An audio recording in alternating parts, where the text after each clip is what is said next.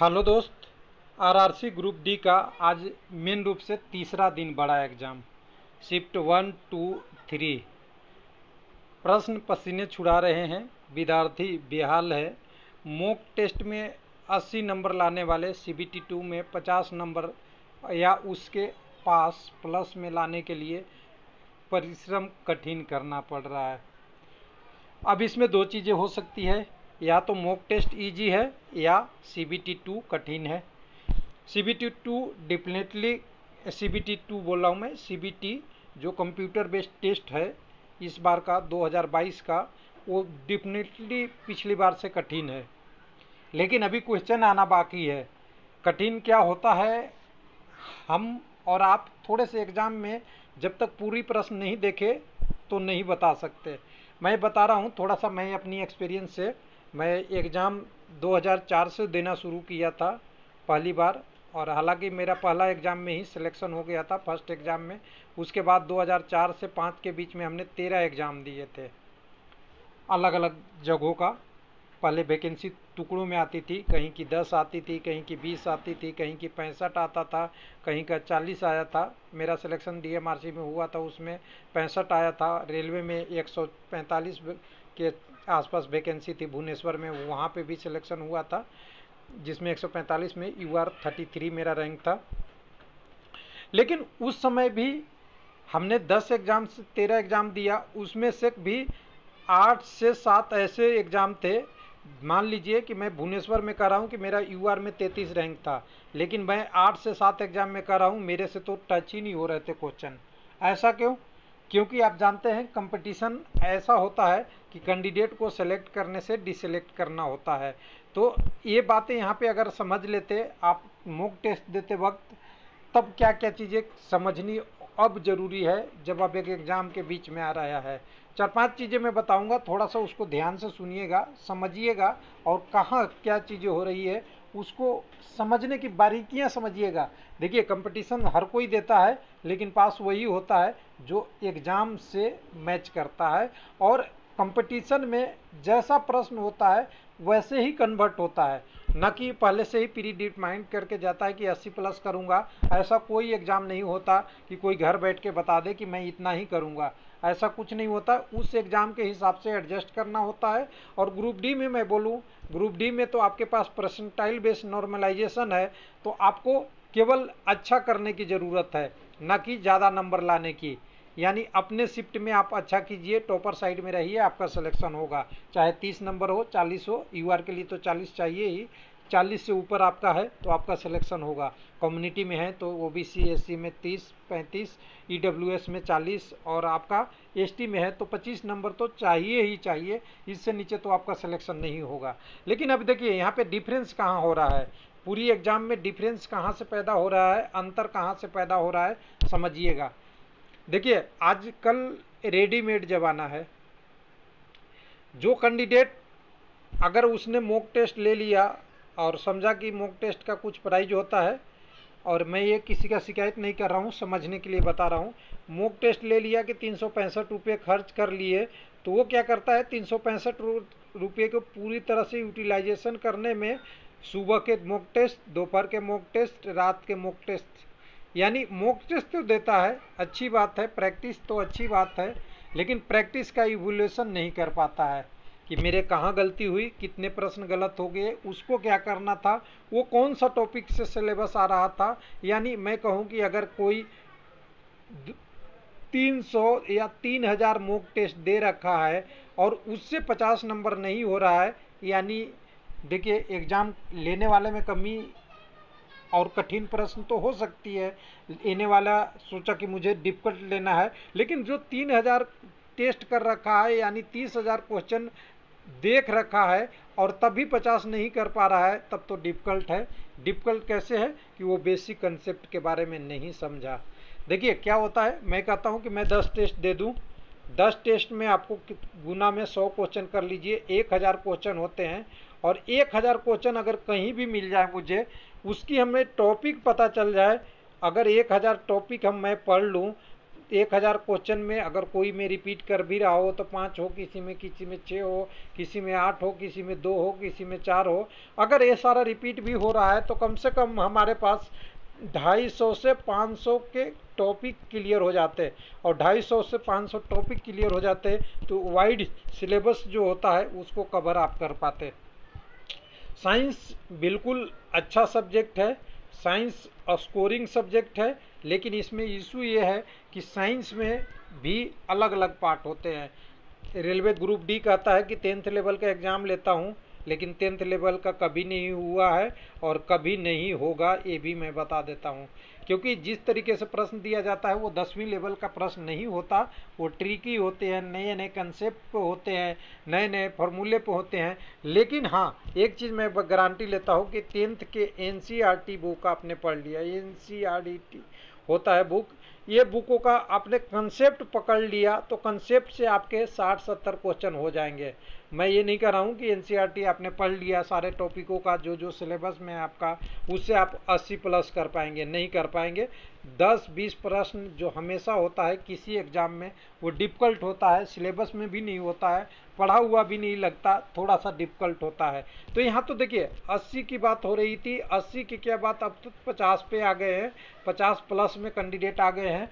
जो घबराने की ज़रूरत तो नहीं है किसी भी कैंडिडेट को कि 85 नंबर क्यों आ रहा है, क्योंकि जब शिफ्ट वाइज नॉर्मलाइजेशन होगा, ये तो क्लियर है, आपकी शिफ्ट वाइज नॉर्मलाइजेशन होगा परसेंटाइल में, तो अपने शिफ्ट में जो आप हायर साइड रहेंगे तो आपका सिलेक्शन होगा।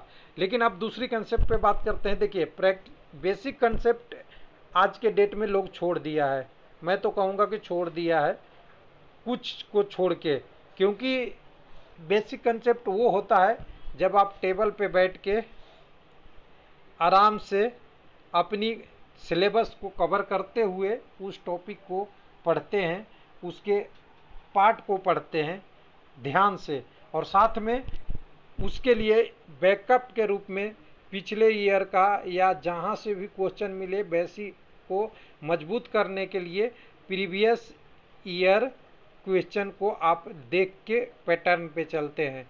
ये दोनों के मिक्सिंग जो करते हैं तो आप 60 से 70 नंबर बना सकते हैं। अब प्रैक्टिस कितनी भी कर लीजिए, मैं कहता हूँ प्रैक्टिस आपने पूरा कर लिया, एक बार ध्यान से देखिएगा, प्रैक्टिस आपने कितना कर लिया। जैसा कि अभी एग्जांपल दिलाया कि 3000 टेस्ट दे दिए और 3000 प्रैक्टिस दिए आपने, एग्जाम में गए, पहली बार में आपका 60 नंबर आया, दूसरी में 70 आया, तीसरी में 80 आया, चौथी में हो सकता है 90 आया, कभी 55 भी आया, कभी 80 भी आया, कभी 82 भी आया, कभी 78 आया। इस तरह से बहुत सारे स्कोर आएंगे आपको, और ये स्कोर देख के आप खुश होते रहिएगा कि मेरा नंबर ज़्यादा आ रहा है। लेकिन जो प्रैक्टिस में क्वेश्चन दिया हुआ है वो एग्जाम में रिपीट कभी नहीं होता। क्या रिपीट हो सकता है, उसके कंसेप्ट रिपीट हो सकते हैं, उसके फॉर्मूला रिपीट हो सकते हैं, उस टाइप से टॉपिक रिपीट हो सकते हैं। क्वेश्चन रिपीट जनरली होगा भी तो 10 से 15%, इससे ज़्यादा कभी नहीं रिपीट होता। अगर 10 से 15% आपका रिपीट हो रहा है तो आप 10 से 15% से तो पार नहीं होने वाला है, आपको बेसिक उसके साथ लेके चलना पड़ेगा। तीसरी टॉपिक जो बहुत इंपॉर्टेंट है, ध्यान दीजिएगा, ECA एग्जाम कंडक्टिंग एजेंसी। देखिए जितना मॉक टेस्ट लोग बनाता है उससे ज़्यादा इम्प्लाई रखता है एग्जाम कंडक्टिंग एजेंसी, और उनके पास जो टाइपिंग की करने की तरीके होती है ना, वो अलग अलग बुकों से लेके अलग अलग क्वेश्चनों पे अलग अलग रिसर्च से करता है। इसका मकसद क्या है पता है, उन्हें अपनी टेंडर को बरकरार रखना। टेंडर में एक क्लाउज होता है, क्लाउज में होता है कि रिपीटेड क्वेश्चन नहीं देना है। हालांकि कुछ क्वेश्चन रिपीट करते हैं लेकिन उसमें कहीं शब्द का चेंज रहेगा, कहीं ऑप्शन चेंज मिलेगा, कहीं कुछ मिलेगा, तो ये रिपीटेड क्वेश्चन ज़्यादा नहीं करना होता है। जिसके कारण से क्या होता है कि मान लीजिए कि आपका पहले एग्ज़ाम होता था, वो जैसे पिछली बार ग्रुप डी का हुआ था, सबका एक साथ हो रहा था, बीच बीच में होते जा रहा था, एग्ज़ाम हो रहा था। वहाँ भी प्रश्न जब जीए की बात होने लगी कि थी, वो भी डिफ़िकल्ट होने लगा था। उसी तरह ECA इस बार भी क्या कर रहा है कि प्रश्न रिपीट कम हो, जिसके कारण से प्रश्न की गहराई बढ़ते जा रही है। मैं गारंटी ले रहा हूं और कैंडिडेट भी इसको मानेंगे कि गहराई, प्रश्न का गहराई लेवल हो जा रहा है। क्या होता है कि जब ECA को 5 शिफ्ट का एग्ज़ाम लेना होता तो वो ऐसे क्वेश्चन को डालता जिससे लोग अच्छे से कर पाए। और वो क्वेश्चन कैसा होता है, हमेशा प्रचलित क्वेश्चन होता है, यानी जो मेन टॉपिक होते हैं उसको दे देगा। लेकिन जैसे ही आपकी बात आएगी कि उसको 5 नहीं 50 शिफ्ट लेना है, 50 नहीं 90 शिफ्ट का एग्जाम लेना है, तो क्या करेगा, एक टॉपिक के सारे चीज़ों को कवर कर लेगा। किसको कवर कर लेगा, सारे टॉपिक को। और यही चीज़ें मैंने यहाँ बेसिक कंसेप्ट में बताया था कि आपने सारे टॉपिक को कवर कर रखा है, हाईलाइटेड प्रश्न को कवर नहीं कर रखा, तो आपका स्कोर 60 से 70 के बीच में आराम से आ सकता है। क्योंकि टॉपिक तो वही रहेगा ना, क्वेश्चन तो बदलने नहीं है, क्वेश्चन के प्रारूप तो नहीं बदलने हैं, क्वेश्चन का शब्द बदलने वाला है। अगर इस बार में पूछ दिया कि पेड़ के पत्ते हरे क्यों होते हैं, तो अगले बार में पूछ देगा कि फोटोसिंथेसिस में कौन सा गैस निकलता है, अगली बार में पूछ देगा कि जाइलम और फोएम क्या होता है, अगली बार होता है कि खनिज का संचालन पौधों में किसके आधार पर होता है। यानी टॉपिक एक ही है, आपके प्रश्न केवल चेंज हो रहे हैं। प्रश्न चेंज इसलिए हो रहे हैं कि उनको इसी टॉपिक से कम 10 से 20 प्रश्न बनाने हैं, तो वो प्रश्न का सेट बना हुआ है, एक इस टॉपिक से उठा लिया और एक दूसरे तरह से। अब वाइड सिलेबस मिल जाता है, जब एग्जाम की बारी होती है तो 3 टॉपिक हमने घर से कर लिए, इसी के पास सिलेबस दे दिया जाता है। सिलेबस में क्या लिखा हुआ होता है, भारतीय इतिहास। अब भारतीय इतिहास को कौन समझ सके कि कितना बड़ा है। अब इसमें हो सकता है कि आपको 73 ईस्वी पूर्व के क्वेश्चन पूछे, अगली प्रश्न आपको पूछ दे कि 1947, 45 और 1950 के क्वेश्चन पूछ दे, तो आपके पास क्या हो गया, पूरे टॉपिक को कवर करना पड़ेगा। और पूरे टॉपिक कहाँ से कवर होगा, बेसिक कंसेप्ट से, ना कि कितना भी आप प्रैक्टिकल कितनी भी मॉक टेस्ट कर ले, वो पूरे कंसेप्ट कवर ही नहीं हो सकता। क्योंकि अगर ज्योग्राफी की बात करें, हिस्ट्री की बात करें, साइंस की बात करें, उसी तरह करंट अफेयर की बात करें, उसी तरह से आपका रीजनिंग के बात करेंगे, उसी तरह मैथ का बात करेंगे, और उसी तरह और भी टॉपिकों की बात करेंगे जो इसमें साइंस वाले टॉपिक में होता है। अब साइंस वाले की बात करते हैं, तो साइंस में क्या होता है, सिलेबस में लिखा हुआ रहता है साइंस में बेसिक इलेक्ट्रिसिटी। अब बेसिक इलेक्ट्रिसिटी इतना छोटा थोड़ी है, बेसिक केमिस्ट्री, बेसिक फिजिक्स, ये छोटा सब्जेक्ट है, बहुत बड़ा सब्जेक्ट है, इसमें बहुत सारे टॉपिक हो जाएंगे। लेकिन होता क्या है कि जब कंपटीशन में आप जाते हैं तो आपको क्या होना चाहिए, कम से कम बेसिक कंसेप्ट आपको पता होना चाहिए हर टॉपिक का। और बेसिक कंसेप्ट में जब ईसीए का एग्जाम कंडक्टिंग एजेंसी के पास जितना ज़्यादा शिफ्ट हो, उतना बिखराव होगा एग्जाम का, टॉपिक वही रहेगा और पेपर की गहराई बढ़ेगी। तो गहराई बढ़ रहा है, वही लोगों को डिफिकल्ट कर रहा है।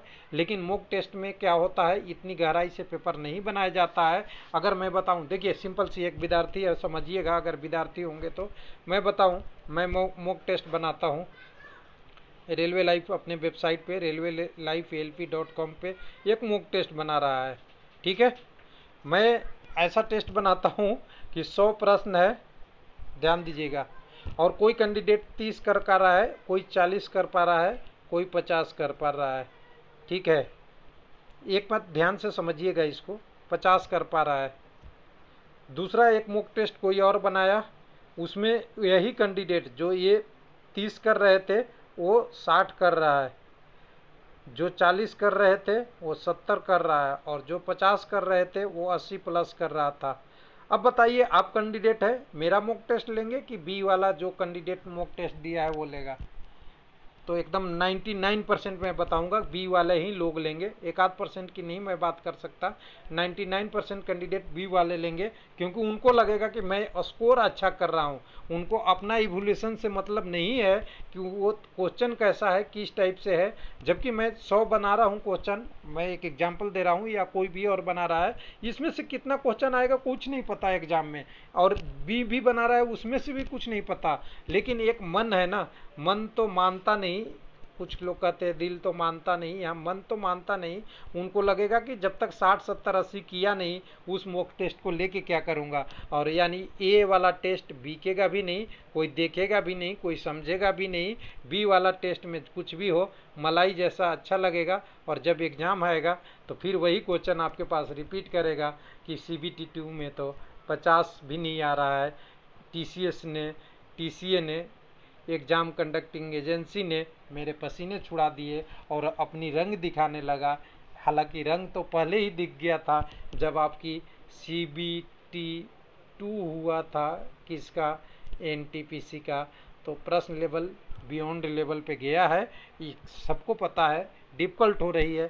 फिर भी मैं बताऊं, कुछ भी गलतियां हो, आपके पास कुछ भी हो, आपको किसी भी मौके से लड़ना है। कंपटीशन में जो सबसे ऊपर होता है वही पास करता है।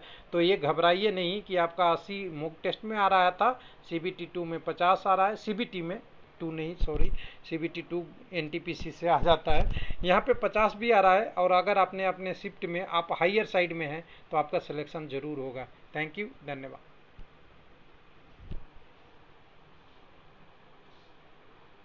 क्या हो रहा है इसका?